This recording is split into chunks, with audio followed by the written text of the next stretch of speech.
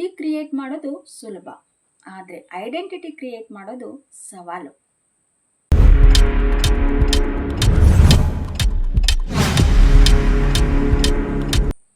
ನಂಬಿಕೆ ಅನ್ನೋದು ಹಣಕ್ಕಿಂತ ದುಬಾರಿ ವಸ್ತು.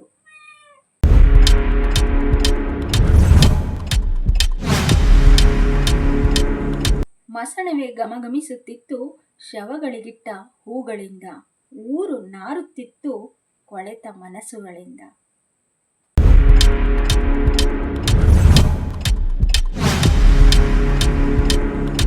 ಬೇಡವಾದ ವಿಚಾರಗಳಿಂದ ದೂರವಿದ್ದರೆ ಬೇಕಾದಷ್ಟು ನೆಮ್ಮದಿ ಸಿಗುತ್ತದೆ.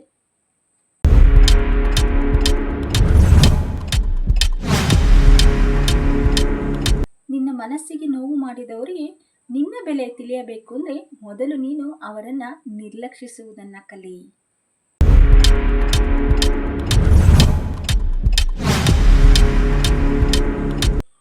ಮನುಷ್ಯನನ್ನ ಮನುಷ್ಯನಿಂದ ಬೇರ್ಪಡಿಸುವುದು ಮೊದಲನೆಯದು ನಾಲಿಗೆ, ಎರಡನೆಯದು ಹಣ.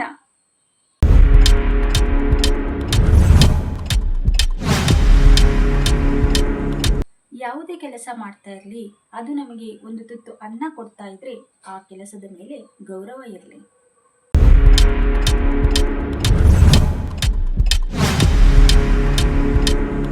ಇಲ್ಲಿ ಯಾವುದು ಶಾಶ್ವತವಲ್ಲ, ಬದುಕು ಬಂದಂತೆ ಸ್ವೀಕರಿಸಬೇಕು ಅಷ್ಟೇ.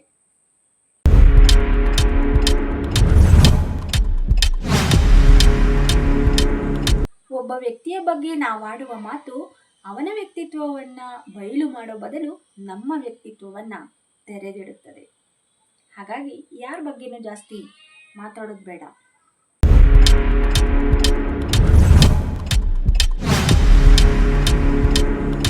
ಸ್ಪಂದನೆಗಳೇ ಇಲ್ಲದ ಜಾಗದಲ್ಲಿ ಭಾವನೆಗಳ ಸಂತೆ ನಡೆಸಿದರೆ ಬಂಡೆಗಳ ಮೇಲೆ ನೀರು ಸುರಿದಂತೆ.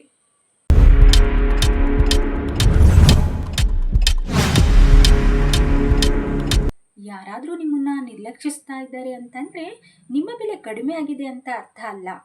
ನಿರ್ಲಕ್ಷಿಸ್ತಾ ಇರೋರಿಗೆ ನಿಯತ್ತಿಲ್ಲ ಅಂತ ಅರ್ಥ. ಅದಕ್ಕೆ ಬೇಜಾರಾಗಕ್ಕೆ ಹೋಗ್ಬೇಡಿ.